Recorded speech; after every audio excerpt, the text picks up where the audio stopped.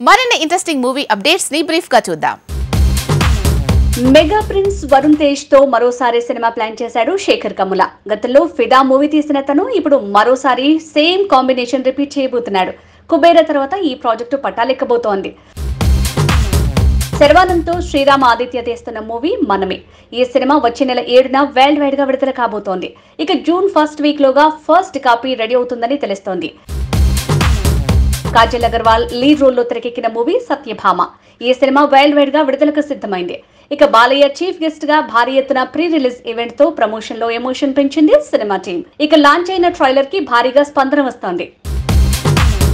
Koratala Shiva direction లో man of masses NTR చేస్తున్న movie దేవర.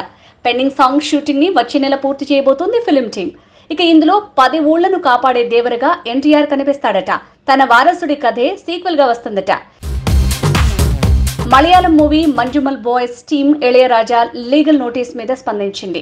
గుణా songs rights తీసుకున్నాకే తమ మూవీలో వాడినట్టు క్లారిటీ ఇచ్చిన టీం తమకింకా ఇళయరాజా నోటీస్ అందలేదని తేలింది. ఇలా కౌంటర్ అటాక్ మొదలైంది.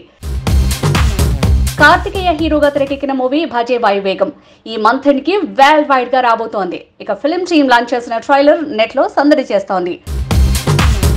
దిల్ రాజు ఫ్యామిలీ నుంచి వచ్చిన హీరో ఆశిష్. దిల్ రాజు తమ్ముడి వారసుడిగా వచ్చిన తను లవ్ మీ మూవీతో దండెత్తాడు. ఇక వరల్డ్ వైడ్ గా విడుదలైన ఈ సినిమాకు మిక్స్డ్ టాక్ వస్తోంది.